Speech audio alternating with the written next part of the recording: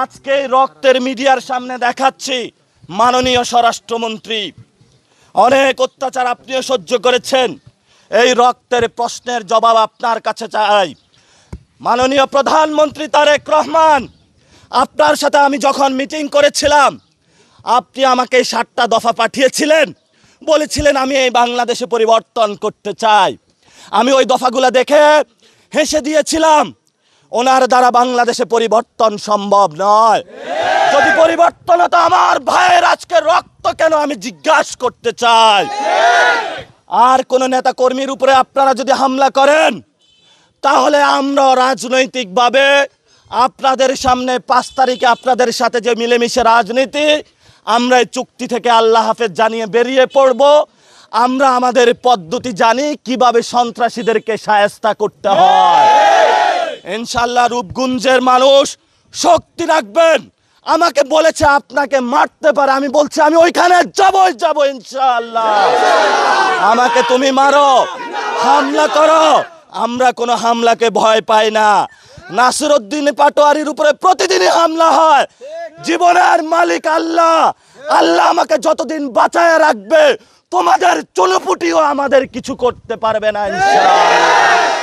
প্রিয় সাংবাদিক ভাইরা, আপনারা এই সব সন্ত্রাসীদের কার্যক্রমগুলো দেখাবেন, রূপগঞ্জকে সন্ত্রাস মুক্ত করবেন, মাদক মুক্ত করবেন, দখল মুক্ত করবেন।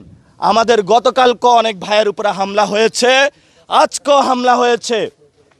যদি রূপগঞ্জে আর আমার একটি ভাইয়ের উপরে আচর পড়ে, তাহলে আমি আজকে বলে গেলাম স্বরাষ্ট্রমন্ত্রীর মন্ত্রণালয়ে আমি ঘেরাও দিব, তাকে পাকড়াও করে জিজ্ঞাসা করব, হু আর ইউ, তুমি কিভাবে স্বরাষ্ট্রমন্ত্রী হয়েছ? তোমার স্বরাষ্ট্রমন্ত্রিত্বের সময়ে আমার ভাইয়ের রক্ত ঝরে, তুমি বলো সংবিধানের কথা। কোন সংবিধান তোমাকে অধিকার দিয়েছে যে আমার ভাইকে হামলা করার জন্য? বাংলাদেশের সংবিধান আমাকে অধিকার দিয়েছে কথা বলার জন্য, রাজনৈতিক প্রোগ্রাম করার জন্য। সংবিধানের কথা বলে যদি তুমি আমার সমাবেশের অধিকার, রাজনৈতিক অধিকার, সামাজিক অধিকার কেড়ে নিতে চাও, তাহলে তুমি সংবিধান নামে হলো ভুয়া বাটপারি করছো। তুমি সংবিধান সম্পর্কে অজ্ঞ, তুমি সংবিধান সম্পর্কে জানো না। আমি রূপগঞ্জের আজকের যারা এসেছেন সবাইকে জানিয়ে যাচ্ছি, আমাদের আজাদির লড়াই চলবে, আমরা পিছপা হব না, আমরা ভয় পাই না কাউকে ইনশাআল্লাহ। এই যে দেখেন রক্তাক্ত করা হলো, তো এটা হলো কাপুরুষী চিত্রিত। এই যে রাস্তায় দেখলাম একটা ছেলে ইট নিয়ে দাঁড়িয়ে আছে, পাটকেল নিয়ে দাঁড়িয়ে আছে, তোমাকে এগুলা বলেছে?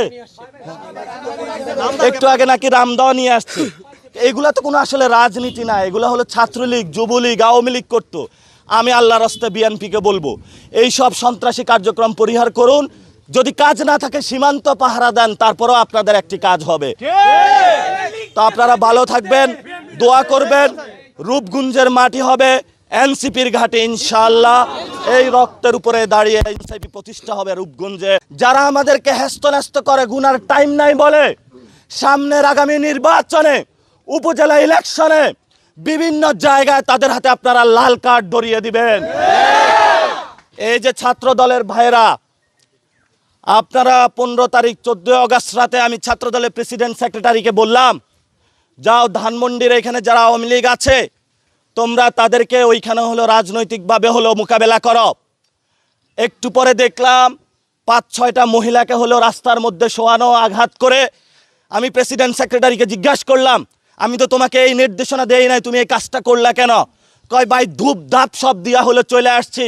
ধূপ ধাপ কোথায় দিতে হবে, কারা দিতে হবে, এই সেন্সটুকু যদি না থাকে, তোমাকে কে বলেছে রাজনীতি করতে? বাংলাদেশে আমাদের সীমান্ত এলাকায় আমরা এখানে নিরাপদ আছি, কিন্তু সীমান্তের মানুষগুলা অনিরাপদ আছে। সেখানে ভারত থেকে বিজেপি সরকার গেরুয়া পতাকা, শুধুমাত্র মুসলিম পরিচয় হওয়ার কারণে অবৈধ বাংলাদেশি পরিচয় দিয়ে সীমান্তে তারা 30 লক্ষ লোককে জড়ো করেছে বাংলাদেশে প্রবেশ করানোর জন্য। আমরা বলতে চাই, স্বরাষ্ট্রমন্ত্রী, আপনি বর্ডার কিলিং নিয়ে অযাচিত সংজ্ঞা দিয়েছেন। পররাষ্ট্রমন্ত্রীকে বলতে চাই, আমাদের সীমান্ত নিরাপদ করুন, পুলিশ ভাইদেরকে শক্তিশালী করুন, তাদেরকে দক্ষ ট্রেনিং দেন, তাদের বেতন বৃদ্ধি করুন, বিজিবিকে শক্তিশালী করুন, বিজিবির পেট্রোলিং কার দেন, যদি আপনি সীমান্ত ব্যবস্থা নিরাপদ না করতে পারেন, ৭১-এ এত শহীদরা কেন রক্ত দিয়েছিল আমরা জিজ্ঞাসা করতে চাই। মেজর জিয়াউর রহমান বলেছিল ওই রিভল্ট, সেই রিভল্ট কোথায় গেল? সীমান্তে কেন মানুষ ঢুকে? সেই প্রশ্ন আমরা এই সরকারের কাছে করতে চাই। অনেকে বলেছে নারায়ণগঞ্জের এই রূপগঞ্জ, যখন আমি আসতেছিলাম রূপগঞ্জের প্রেমে পড়ে গিয়েছি, খুবই সুন্দর এলাকা, কিন্তু এই রূপগঞ্জে অনেকে বানিয়েছে মাদকের অভয়ারণ্য একটা জগৎ। রূপগঞ্জে বানানো হয়েছে সন্ত্রাসের অভয়ারণ্য জগৎ। রূপগঞ্জে বানানো হয়েছে জমি দখল, ঘর দখল, মানুষের জায়গা জমিন দখলের একটি ভোগ পণ্য হিসেবে বানানো হয়েছে।